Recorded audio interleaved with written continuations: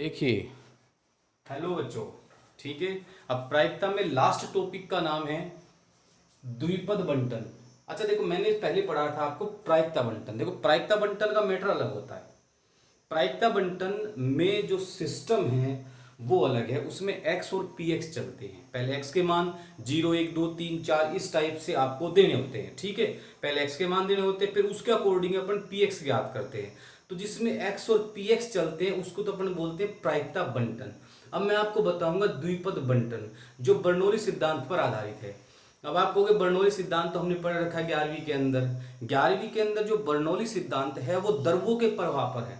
द्रव कैसे गति करता है उस टाइप पर आधारित है। परंतु यहाँ पर जो बर्नौली ने गणित के अंदर भी एक टॉपिक दिया है, प्रायिकता के अंदर बर्नौली सिद्धांत पर आधारित है द्विपद बंटन। ठीक है, उसने क्या कहा, देखो यहाँ मैंने लिखा भी है बर्नौली परीक्षण। परीक्षणों की संख्या निश्चित हो। रियलिटी है इन सवालों के अंदर परीक्षणों की संख्या बहुत ज्यादा होगी। और ये क्या बोलता है कि निश्चित हो। परीक्षण स्वतंत्र हो। स्वतंत्र तो होंगे। स्वतंत्र का मतलब है जैसे मान लिया आप पासा उछालें या सिक्का उछालें, मिक्स ना करें।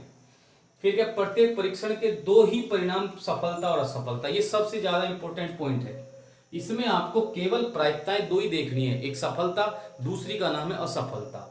तो प्रत्येक परीक्षण के दो ही परिणाम, सफलता और असफलता हो। द्विपद बंटन के अंदर पी एक्स बराबर R N C R P की पावर आर क्यू की पावर एन माइनस आर। ये फॉर्मूला भी हम पहले एक बार हमने द्विपद प्रमेय के अंदर 11वीं कक्षा के अंदर पढ़ा था। इस टाइप का फॉर्मूला है, स्वतंत्र पद ज्ञात कीजिए, वहां पर दिया हुआ है, इजी भी है। और इस टॉपिक का जो मेन फॉर्मूला है वो यही है, क्या, पी एक्स बराबर R N C R P की पावर आर क्यू की पावर एन माइनस आर। अब आपको यह देखना है कि इसमें पी क्या है, क्यू क्या है, एन क्या है और आर क्या है। ये चारों चीजें आपको क्वेश्चन के अंदर से ढूंढनी है और ये फॉर्मूला यूज करना है और 1 मिनट में आंसर आ जाएगा। बड़ा इजी और मस्त सवाल है। पी क्या है, सफलता है। क्यों क्या है, असफलता। ये नाम दिए हुए हैं, बाकी इनका करना कुछ नहीं। सफलता का मतलब ये नहीं कि भाई आपने कोई गवर्नमेंट नौकरी प्राप्त कर ली तो आपको सफलता मिल गई। सफलता फलता कुछ नहीं है, बस एक बता दिया जाएगा कि एक व्यक्ति है और वो 10 बाधाओं को पार कर जाता है, तो बाधाएं पार करना ही सफलता है। तो ये अपने को ध्यान रखना है। ठीक है, तो आगे क्या लिखा है, और एक विशेष बात, P प्लस क्यू का मान हमेशा 1 होना चाहिए। ठीक, अब आगे चलते हैं। देखो, मैं आपको एक सवाल के माध्यम से सारा पॉइंट समझा देता हूं।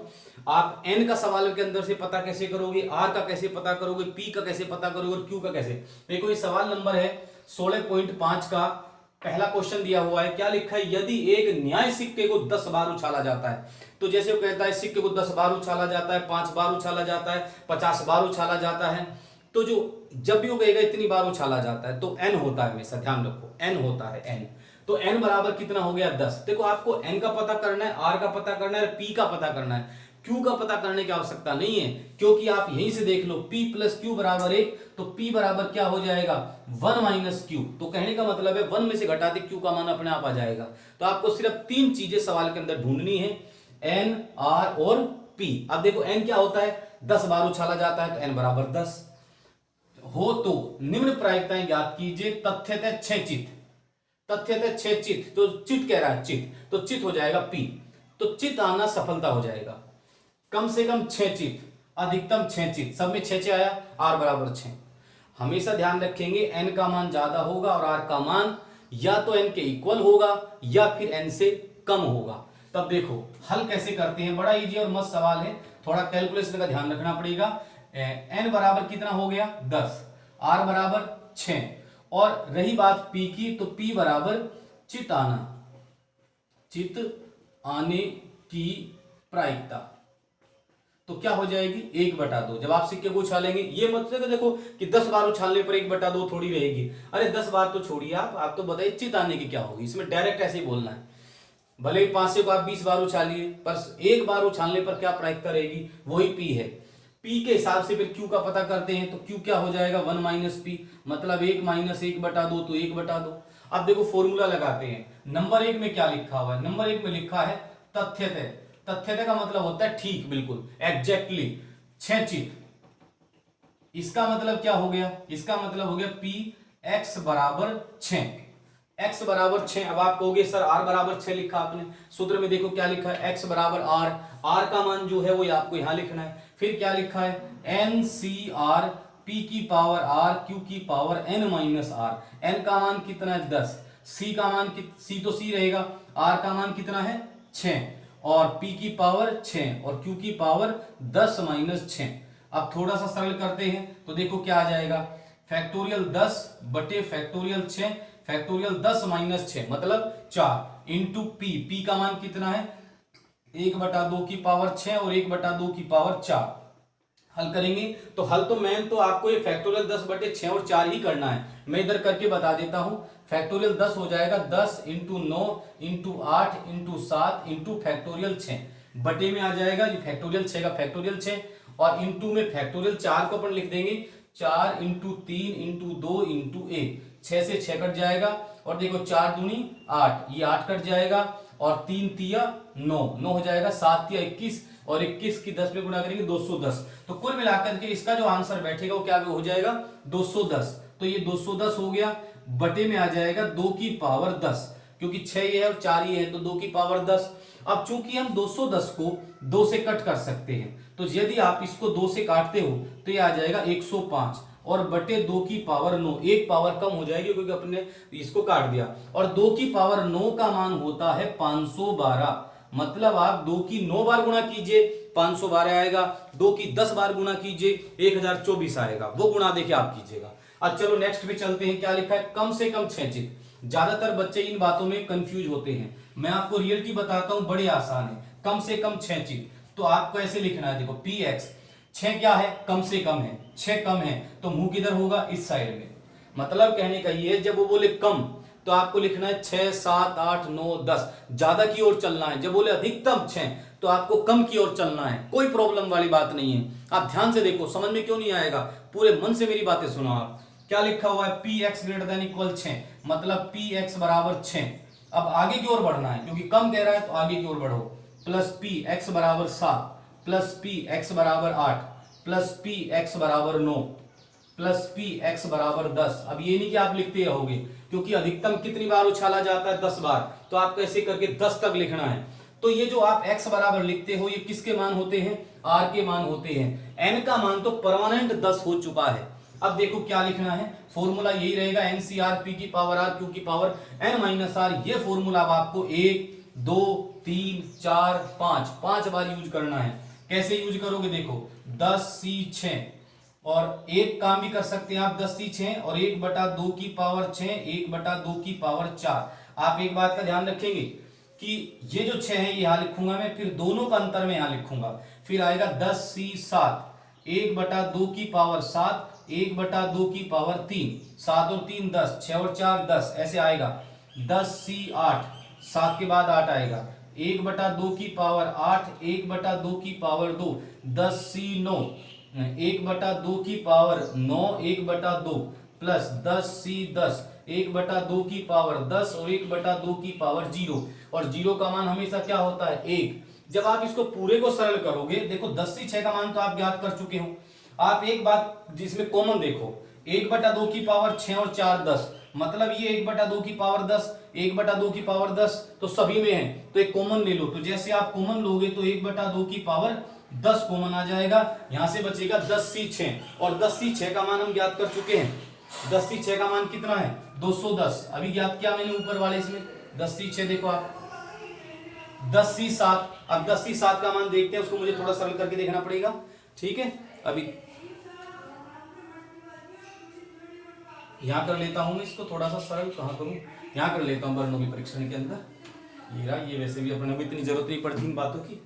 यहाँ देखो 10c7 फैक्टोरियल 10 फैक्टोरियल 7 फैक्टोरियल 3 तो 10 9 8 7 तो कट जाएगा, नीचे बचेगा 3 2 1 7 से 7 कट जाएगा तो 3 तिया 9 ये हो गया 2 चौक 8 4 के 12 120 हो गए कुल मिलाकर के। ज्यादा टाइम नहीं लगता, जैसे 10c8 है तो ये हो जाएगा 10 9 बटे 2 ये आ जाएगा। आप जब इसको सरल करोगे तो ये हो जाएगा 2 ये 5 9 5 45 तो यहाँ जाएगा 45। आप पूरा कंप्लीट सरल करें, फिर आगे जो 10c आगे तो 10c ये था देखो 6 यहाँ हो गया 7 यहाँ हो गया 8 यहाँ हो गया 9 10c9 का मान 10 ही होता है, 10c9 का मान 10 होता है। फिर यहाँ पर आएगा 10c10 का मान 1 होता है। आप इसको सरल करेंगे तो आप इसको जोड़ करके देख ले, ये हो जाएगा 210 और 120 हो जाएंगे 300, ये हो जाएगा 210 120 और ये हो गए 45 और ये हो गए 11। तो 4 6 4 2 6 7 8 386। तो ये हो गया 386 बटे 2 की पावर 10। 2 से इसको आप काट सकते हो, ये हो जाएगा 193 अपॉन 2 की पावर 9। इसको हम लिख सकते हैं 193 बटे वही जो आपका अभी लिखा था मैंने 512, ये ऐसे करके। तो ये आंसर आ जाएगा। फिर देखो अगले पॉइंट पर चलते हैं, अधिकतम क्षैतिज। जब वो अधिकतम क्षैतिज बोलता है तो आपको कुछ नहीं करना है, सीधा सीधा पहले लिखना अधिकतम क्षैतिज, और लिखने के बाद फिर आपको अधिकतम कहने के बाद भी अपने को किधर चलना है, न्यूनतम की ओर चलना है, कम की ओर बढ़ना अपने को। कैसे, देखो ऐसे थर्ड पार्ट के अंदर आप लेके चलोगे p x less than equal 6, मतलब p का मान 6 के इक्वल है, फिर 5 के इक्वल लाएंगे, अब घटे में चलेंगे, फिर 4 और फिर 3 फिर 2 फिर 1 और फिर 0, ऐसे करते हुए आप जाओगे 0 तक पहुंचना, ये ध्यान रखेंगे। अब रही बात सरल करने की, तो आप इसको सरल स्वयं करेंगे और हल करेंगे, कोई प्रॉब्लम आपको इसमें आएगी नहीं। इसमें आंसर रहेगा 53/64। 53/64 इसका कंप्लीट आंसर आ जाएगा जब आप इसको सरल करेंगे। जैसे मैंने इसको किया सेम टू सेम आप इसको करें। नेक्स्ट क्वेश्चन करके बताता हूं, ठीक है, ओके। अब देखिए इसके अंदर जो नेक्स्ट क्वेश्चन है, बाधा दौड़ में, ये तीसरा सवाल दिया हुआ है किताब के अंदर। तो इसमें क्या लिखा है कि एक बाधा दौड़ में खिलाड़ी को 10 बाधाएं पार करनी है।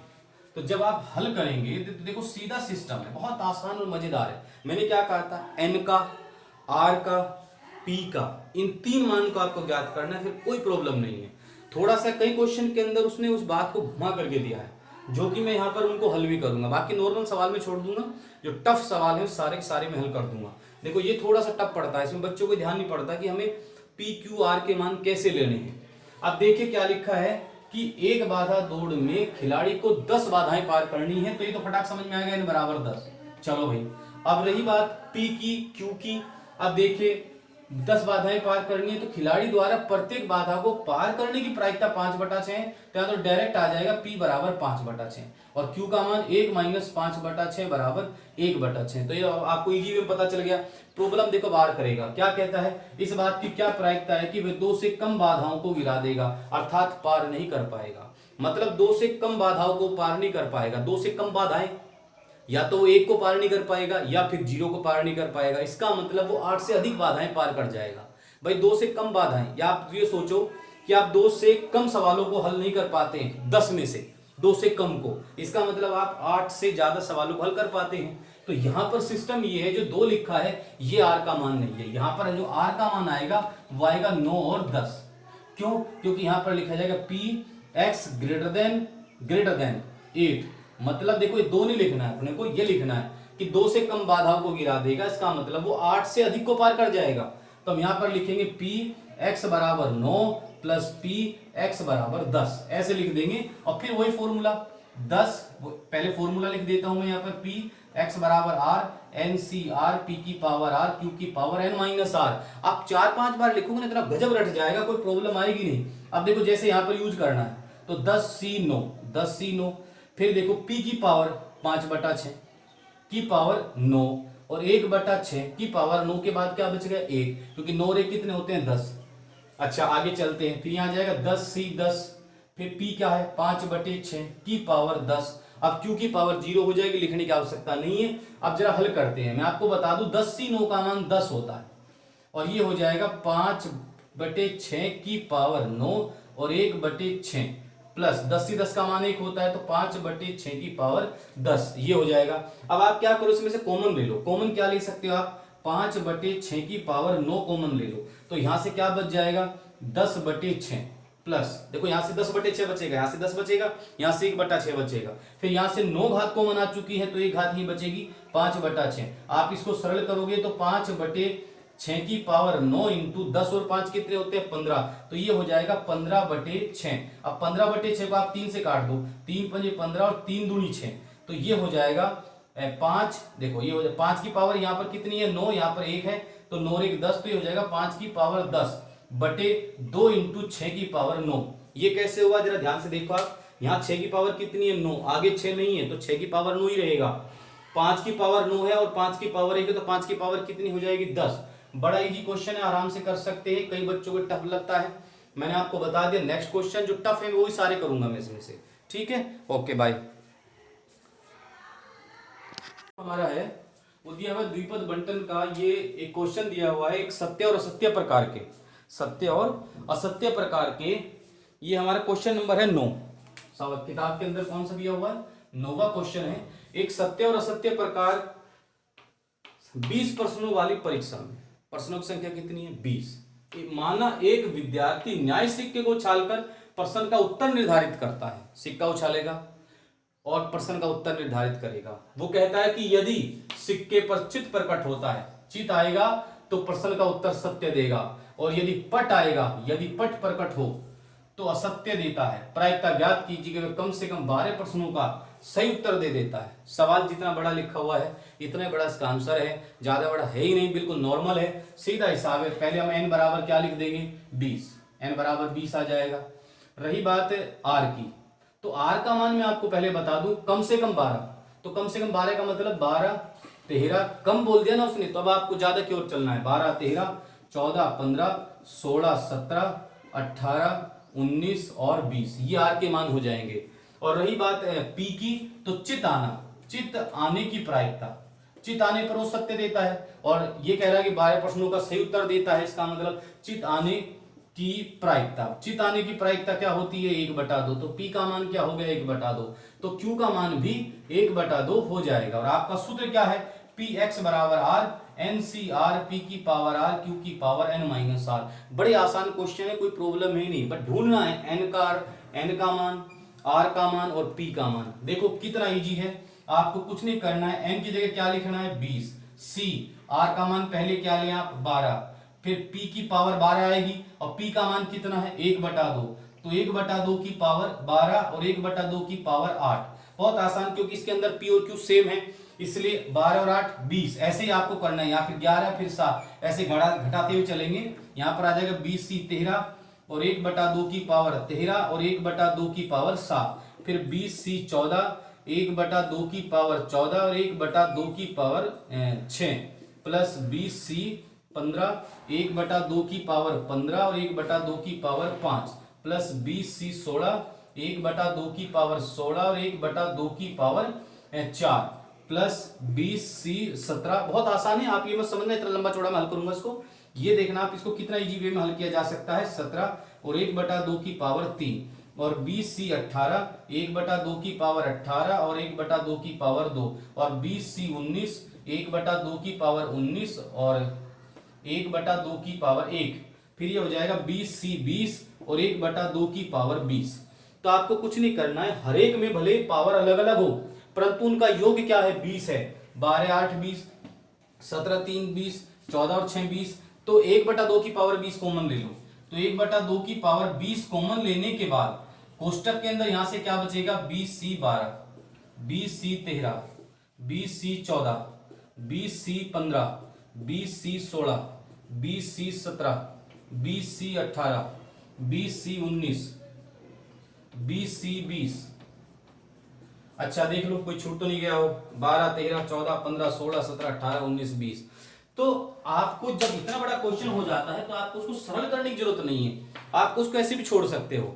जब आपको लगता है कैलकुलेशन बड़ी टफ पड़ जाएगी तो आप इसको ऐसे भी छोड़ करके आप इसका उत्तर निर्धारित कर सकते हैं। और देखो कितना आसान है, कोई प्रॉब्लम है नहीं। नेक्स्ट क्वेश्चन बताता हूं, ठीक है। ये क्वेश्चन नंबर है 11 और 12, ये दिए हुए हैं 52 ताश के पत्तों की एक भली भांति फेंटी गई गड्डी में से। अब मैं इस सवाल को इसलिए लिया है, कई बच्चे क्या है कि देखा कि 52 ताश के, तो 52 ताश के देखा तो n बराबर लिख दिया 52, ऐसा नहीं करना, n बराबर 52 नहीं लिखना है। आप जरा आगे पढ़ो उसमें, 52 ताश के पत्तों की एक भली भांति फेंटी गई गड्डी में से। फेंटने का मतलब वो नहीं कि भाई उसे कोई यूं मथना है, फेंटने का मतलब है पीसना, जो अपने देसी भाषा में बोलते हैं पीसा गया है। तो फेंटी गई गड्डी में से 5 पत्ते उत्तरोत्तर प्रतिस्थापन सहित निकाले जाते हैं। तो 5 पत्ते निकाले जाते हैं, तो यहां पर हम n बराबर लेंगे 5, n बराबर ले लेंगे हम 5 निकाले जाते हैं। इसकी क्या प्रायिकता है कि सभी पत्ते हुक्म के हैं। अब नंबर 1 में आ जाएगा r बराबर 5, ये कह रहा है सभी पत्ते हुक्म के हैं। अच्छा फिर क्या कहता है, केवल 3 पत्ते हुक्म के, कोई भी पत्ता हुक्म का नहीं है। तो इस टाइप से आपको लेके चलना है। तो n का मान कितना हो गया, 5 हो गया। अब हुक्म के पत्ते की बात कर रहा है तो बताइए हुक्म के पत्ते टोटल कितने होते हैं? हुक्म के पत्ते होते हैं 13। तो हुक्म का पत्ता होने की प्रायिकता हो जाएगी 13/52 बराबर 1/4, क्योंकि हुक्म के पत्ते होते हैं 13 और ताश के टोटल पत्ते हो गए 52, तो 13/52। तो आप सब जानते हैं Q का मान क्या हो जाएगा, 1 - 1/4 मतलब 3/4। अब R का मान रहेगा, देखो नंबर 1 में है R का मान 5, क्योंकि सभी पत्ते हुक्म के हैं। तो पत्ते आपने कितने निकाले 5, तो R बराबर 5। केवल 3 पत्ते हुक्म के हैं तो R बराबर 3। कोई भी पत्ता हुक्म का नहीं है तो R बराबर 0।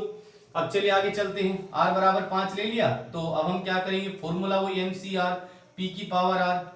लिखने का तरीका तो वैसे ही रहता है कि P x बराबर R NCR P की पावर R Q की पावर n-R। बड़ा इजी है।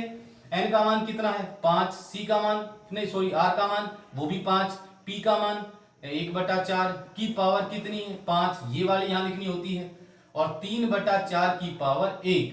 अब यदि हम इसको सरल कर देते हैं, सरल करने का मेरा मतलब है 5 से 5 का मान होता है 1 और 1/4 की पावर 5 और 3/4, मतलब कुल मिलाकर के ये हो गया 3/4 की पावर 5। ऐसे करके हम इसको लिखते हुए जाएंगे। अब आगे कुछ भी नहीं करना है आपको, बिल्कुल इजी वे में आप ये काम कर सकते हो। कैसे करते जाएंगे, अब इसके अंदर एक चीज और चेक कर लूं मैं कि यहाँ पर मैंने जो लिखा है Q की पावर, अब Q की पावर देखो यहाँ 5 है, यहाँ 5 है, तो यहाँ पर 0 आ जाएगी।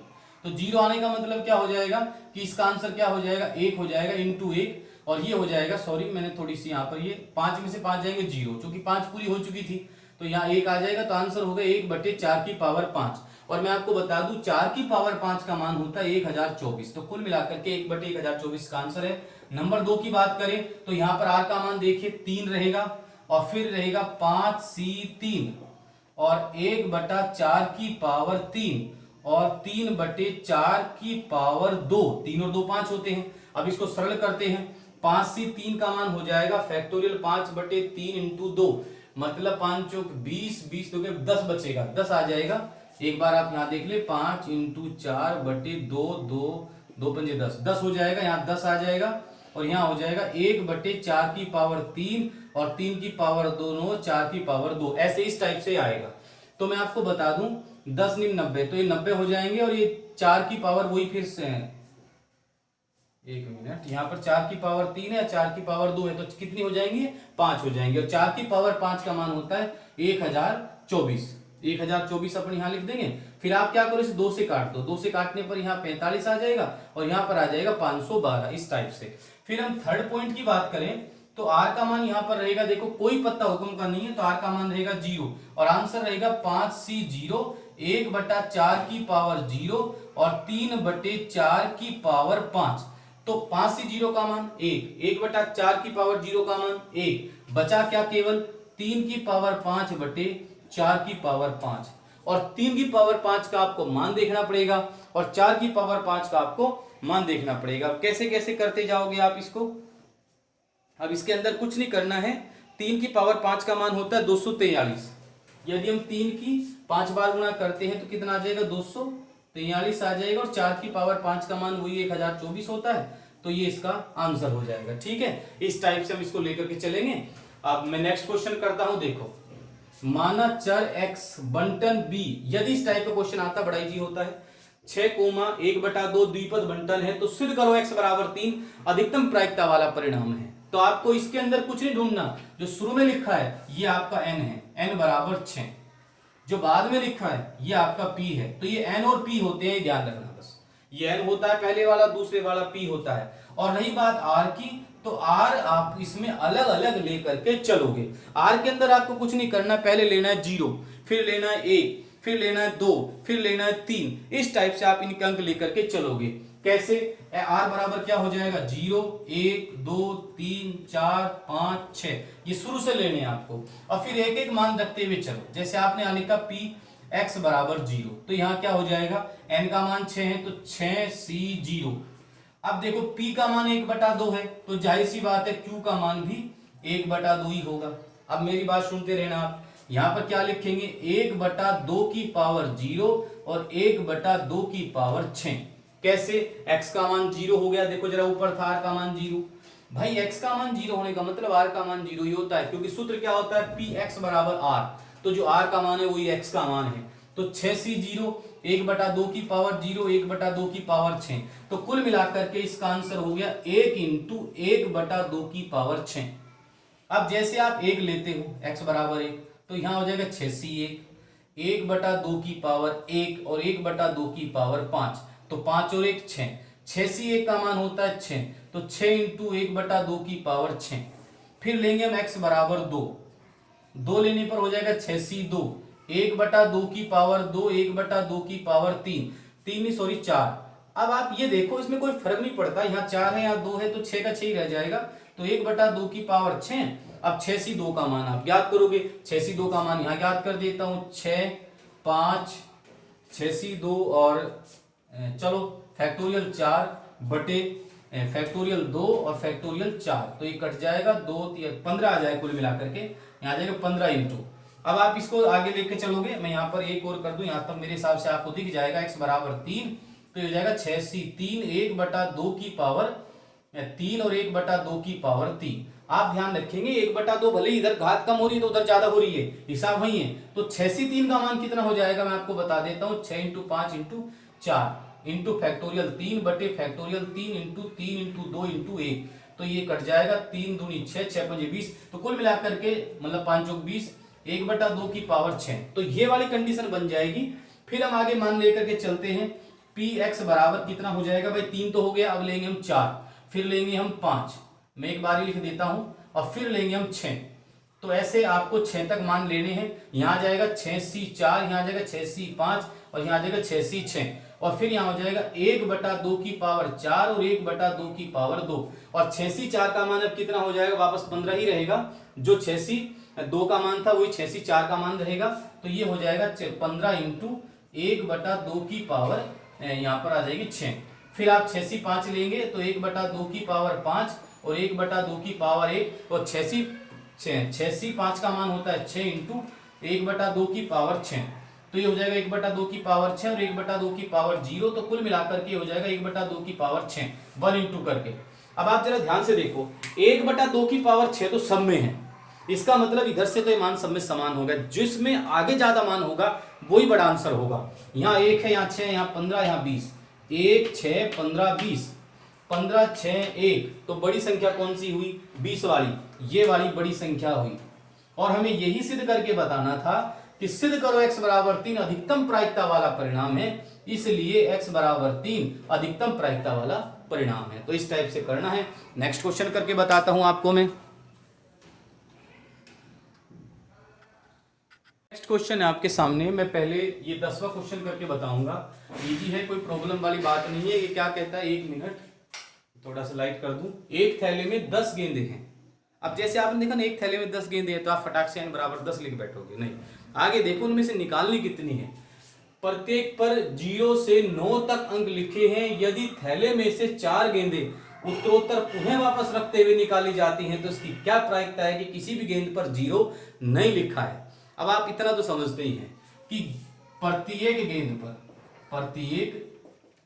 पर 0 से 9 तक अंक लिखे हैं। अब भाई एक बात बताइए, 0 से 9 तक के अंक लिखे हुए हैं, तो टोटल गेंद कितनी है, 10, तो अंक भी 10 ही हैं। तो एक गेंद पर कितना अंक हुआ, 1 अंक। तो 0 अंक वाली गेंद, 0 अंक वाली गेंद की संख्या 1 है, ठीक है। इसलिए प्रायिकता P बराबर 1/10, क्योंकि वो गेंद 1 है और टोटल गेंदे हैं 10, तो प्रायिकता हो जाएगी 1/10। अब इसके हिसाब से आप Q का मान ज्ञात कर सकते हैं। Q बराबर 1 माइनस P, 1 माइनस 1/10 बराबर 9/10। आप इसको हल करेंगे। अब 4 गेंदे आपको निकालनी है, तो n बराबर हो जाएगा 4। अब ये कहता है कि किसी भी गेंद पर 0 नहीं लिखा है। मैंने इससे पहले एक हुकुम वाला सवाल किया था, हुकुम के 52 पत्तों गड्डी में से, ठीक है, हुकुम के पत्ते निकाले जाते हैं, कोई पत्ता हुकुम का नहीं है, तब मैंने उस समय r का मान 0 लिया था। यहाँ पर क्या लिखा है, किसी भी गेंद पर 0 नहीं लिखा है, तब हम लिखेंगे r बराबर 0। जब आप r बराबर 0 लिखोगे तो P x बराबर R N C R P की पावर आर क्यू की पावर n माइनस आर। अब तक तो रट गया होगा। n का मान कितना है, n का मान है 4, c r का मान 0, p की पावर 0, q की पावर 4, तो 4c 0 का मान 1 लिख दिया मैंने 1, q की p की पावर 0 का मान 1 और q की पावर 4 का मतलब 9/10 की पावर 4। बस तो ये हो जाएगा 9/10 की पावर 4 ALS। अब आप ज्यादा से ज्यादा इसको थोड़ा सा सरल भी कर सकते हैं कि भाई इसमें मान कैसे कैसे आते चले जाएंगे। तो अभी हम लिख देंगे 9/10 की पावर 4 लिख देंगे, बस ये आंसर हो जाएगा। ठीक है, अब मैं नेक्स्ट क्वेश्चन आपको करके बता देता हूं। अब देखो इधर ऊपर वाला सवाल देख लो, आप खुद ही पढ़ना शुरू करो। ये हमारे 16.5 का 13वां क्वेश्चन है। 13वें क्वेश्चन के अंदर देखिए क्या लिखा हुआ है, 500 के जोड़े को 4 बार उछाला जाता है। तो सीधा हिसाब है n बराबर 4, 500 का एक जोड़ा।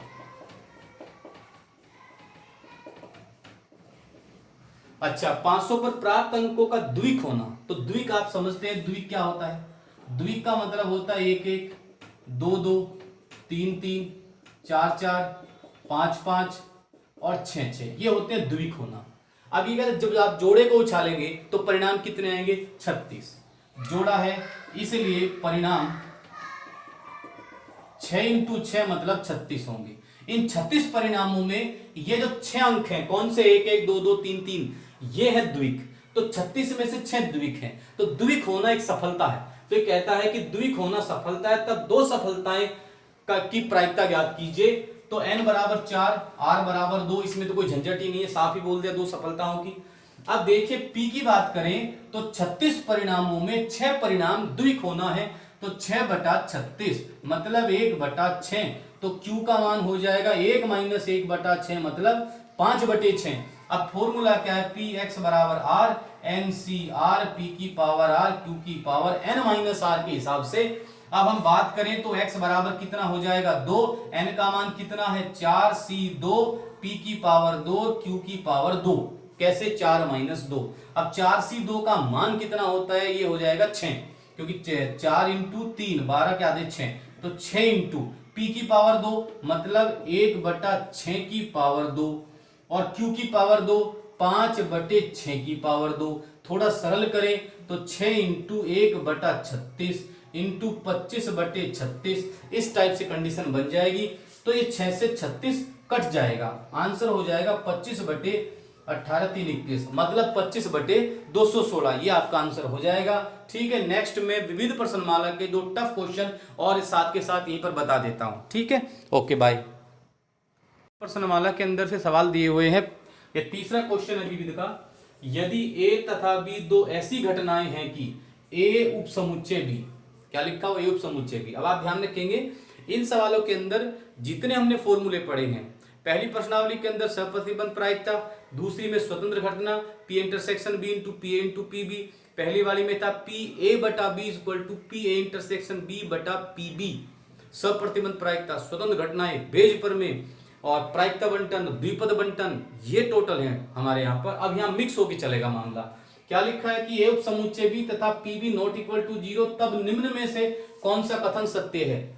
मैं आपको पहले बता देता हूं, ये ख नंबर वाला सत्य है। परंतु होता कैसे है इसका पता होना चाहिए। ये नहीं कि भाई संजीव पासबुक की तरह से आपने उसको याद कर लिया कि भाई ये ठीक है, ऐसे थोड़ी होता है। भाई आया कैसे उस बात का भी तो पता होना चाहिए। अब देखो हल करते हैं अपन, कैसे हल करेंगे? ए उपसमुच्चय बी मतलब ए के सारे तत्व बी में हैं, उसने हमें ये बात कही। हम ये बात लिख सकते हैं कि ए इंटरसेक्शन बी बराबर ए। जब ए के सारे तत्व बी में हैं तो इंटरसेक्शन करने पर आंसर क्या आ जाएगा? ए आ जाएगा। फिर उसके बाद क्या करना है? दोनों साइड में पी लागू कर देना है। P A intersection B is equal to P A. P B से भाग करने पर, पीबी से भाग करने पर, तो जैसे आप पीबी से भाग करेंगे तो पी इंटरसेक्शन बी अपोन में क्या आ गया? पीबी इज इक्वल टू क्या हो गया? P A upon P B, P upon P B. अब हम इसको क्या लिख सकते हैं? इसको हम लिख सकते हैं पी ए बटा बी। इसका फॉर्मूला होता है P A upon B equal to क्या होता है? P intersection B upon P B. आपने 16.1 में पढ़ाई था, फॉर्मूला है। इज इक्वल टू किसके है? पी ए अपॉन पीबी के। अब यहां से आपको टेक्निक थोड़ी सी चेंज करनी है। आप सब जानते हैं कि किसी भी प्रायिकता का मान 1 या 1 से कम होता है, 1 से ज्यादा कभी नहीं हो सकता। यदि मैं इसको पीबी से भाग कर दूं, पीबी से भाग करने पर यहाँ 1 आ जाएगा और यहां पर आ जाएगा पीबी। फिर मैं इसको कर दूं पीए से गुणा, तो जैसे मैं पीए से गुणा करूंगा तो यहां क्या आ जाएगा पीए, और यहां क्या आ जाएगा पीए अपॉन पीबी, ऐसे आ जाएगा। अब मैं यदि इसको इधर लिख लेता हूं, किसको, पीए अपॉन पीबी को, तो इसका मुंह इधर रहेगा, इधर आ जाएगा पीए। अब जरा ध्यान से देखो पी अपॉन पीबी किसके इक्वल है, पी ए अपॉन बी के, तो ये क्या हो जाएगा ग्रेटर देन इक्वल पीए, ऐसे हो जाएगा। अब देखो कौन सा ऑप्शन सही है, ख सही है। तो ये थोड़ा सा अपने को ध्यान रखना, ये तो इजी था वैसे, पर कई बार ही ध्यान नहीं पड़ता। आप इसे 2-3 बार सुने, आपको इसकी प्रैक्टिस हो जाएगी। और देखो आपको वीडियो को थोड़ा सा जूम करके देखना है, बड़ा करके देखना है, तो आपको सारे अक्षर बिल्कुल क्लियर दिखाई देंगे। क्योंकि मैं पहले खुद इस वीडियो को देखता हूं कि भाई ये कोई गड़बड़ तो नहीं हुई कहीं, ठीक है। कई बार देखता भी नहीं, मैं सही बताऊं तो बड़ा लंबा टाइम लगता है, पहले सवाल यहाँ लिखो, उसके बाद उसका आंसर लिखो, ठीक। वो तो ये है कि अभी तक मैथ्स का पेपर नहीं हुआ, इसलिए मैं थोड़ा मेहनत पर लगा हूं भाई, किसी को कोई फायदा हो जाए। आप वीडियो को कम से कम 2 बार देखें, आपको निश्चित रूप से सवाल समझ में आ जाएगा, ऐसा नहीं है कि समझ में नहीं है। चलो नेक्स्ट क्वेश्चन करते हैं, ये भी बड़ा टफ क्वेश्चन है, आप कहीं भी देख लेना। 9वां सवाल है विविध प्रश्नमाला का, 9वां सवाल है, मैं एक बार इसको पढ़ देता हूं। ये कहता है कि 1 से 11 तक के पूर्णांकों में से, अब मैं आपको बता दूं ये 9वां क्वेश्चन, इसका जो हल है वो लिखा 1 से 11 तक के पूर्णांक। अब आप सब जानते हैं 1 से 11 तक के पूर्णांक क्या होते हैं, 1 2 3 4 5 6 7 8 9 10 11, हो गए 11 पूर्णांक। में से यादृच्छा 2 पूर्णांकों को चुना गया, आपको इसमें से 2 पूर्णांकों का चयन करना है, ठीक है। तो चुना गया, दोनों पूर्णांकों के विषम होने की प्रायिकता ज्ञात कीजिए, जबकि यह ज्ञात है कि उनमें से दोनों पूर्णांकों का योग सम है। आपको कंफ्यूज नहीं होना। देखो मैं आपको पहले एक बात स्पष्ट कर दूं, जब ये शब्द आए जबकि यह ज्ञात है कि, तब समझ जाओ सप्रतिबंध प्रायिकता इससे संबंधित ही सवाल होगा। और सप्रतिबंध प्रायिकता देखो मैं आपको बता दूं, या तो 16.1 में है, या फिर कुछ सवाल जो है इस टाइप के भी होते हैं जो बेज प्रमेय में लागू होते हैं, उसमें भी ऐसा लिखता हो जबकि यह ज्ञात है कि, परंतु उसमें बेज प्रमेय लागू नहीं होगी क्योंकि इसमें कंडीशन अलग है, ठीक है। तो जबकि यह ज्ञात है कि, तो समझ लो आपको 2 स्थितियां एक साथ लागू करनी है। कैसे, अब देखो प्रायिकता ज्ञात करो कि किसकी प्रायिकता ज्ञात करनी है, दोनों पूर्णांकों के विषम होने की।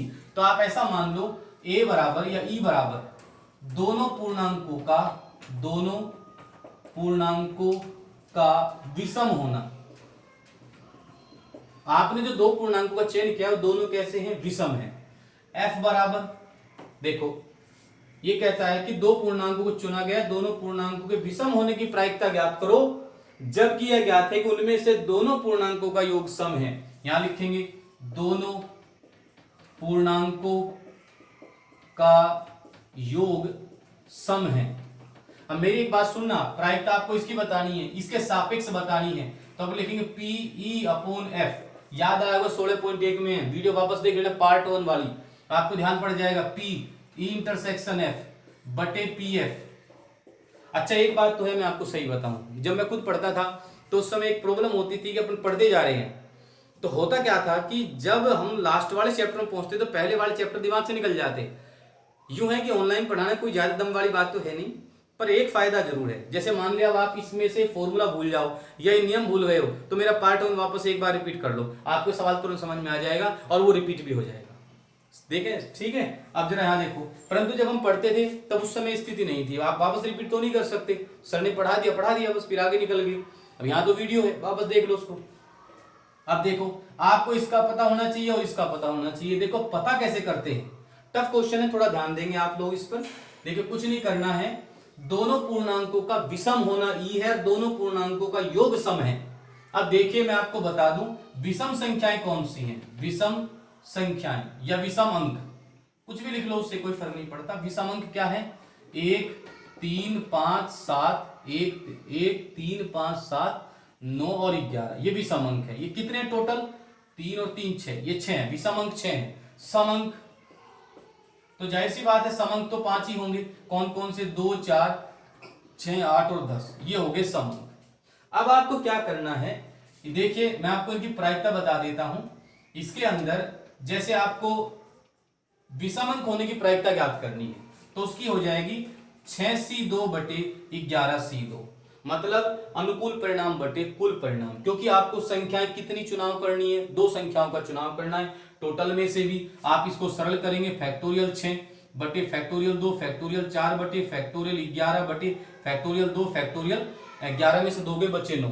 तो देखो एक तो 2 से 2 कट जाएगा यहाँ पर, दूसरा ये रहेगा कि आप इसको थोड़ा सरल करें तो 6 इंटू 5, ये यहाँ 6 इंटू 5 आ जाएगा, जो आगे फैक्टोरियल 4 है फैक्टोरियल 4 कट जाएगा, ऐसे नीचे आ जाएगा 11 इंटू 10, 9 से 9 कट जाएगा। मैं आपको बता दूं बाकी सब कट जाएंगे, कुल मिलाकर के बचेंगे और ये हो जाएंगे 5 दूनी 10 और 2 तिया 6, तो कुल मिलाकर के 3 बटे 11 जो है वो पी का मान हो जाएगा। अब यदि हम पी एफ की बात करें, पी एफ क्या है भाई, समअंक। अब समअंक आने की प्रायिकता हम बात करें तो अब रुको आप 1 मिनट, यहाँ पर समअंक आना तो ये हो गया, परंतु एफ समअंक आना नहीं है, लिखा दोनों पूर्णांकों का योग सम है। अब दोनों पूर्णांकों का योग, अब भाई मैं आपको एक बात बता दूं, 1 और 3 क्या होते हैं, 4 समअंक, 7 और 5 12 समअंक। आप किसी भी विषम कोई भी 2 विषम अंक हो उनको जोड़ो तो आंसर सम ही आएगा, और सम को भी जोड़ोगे तो भी आंसर सम आएगा। तो ये आपको थोड़ा सा ध्यान रखना है। तो वे 2 अंक आप यहां से भी चुनाव कर सकते हो, यहां से भी चुनाव कर सकते हो। तो 2 अंकों का चुनाव हम ऐसे भी कर सकते हैं, 2 अंकों का चुनाव हम ऐसे भी कर सकते हैं, 5 में से 2 का चुनाव वहां से भी कर सकते हैं। अब पॉइंट लिखा है कि दोनों पूर्णांकों का योग सम है। अब दोनों पूर्णांकों का योग सम है तो उसका मतलब सम संख्या ही नहीं लेनी है, यहां पर आ जाएगा 6c2 प्लस 5c2 बटे 11c2, ये वाली कंडीशन बनेगी इसके अंदर, पीएफ के अंदर। अब आपको किस तरीके कैसे लिख दिया भाई, एफ क्या है, दोनों पूर्णांकों का योग। अब दोनों पूर्णांक सम भी हो सकते हैं और विषम भी हो सकते हैं, दोनों में योग सम ही आता है।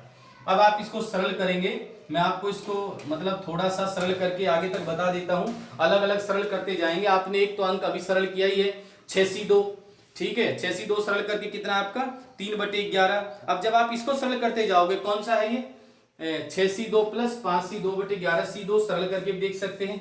मेरे हिसाब से इसका बैठना चाहिए 4 बटे 11, ऐसे कुछ आंसर रहना चाहिए। आप इसको सरल करके देख लेना, मैं आपको इसका पूरा का पूरा मान व्यवस्थित एक बार देख लूं, नीचे तक सही वीडियो चल रही है, हाँ ठीक है। अब इसका पूरा का पूरा मान आप लिखते हुए जाएंगे और इसका आंसर बैठ जाएगा 5 बटे 11।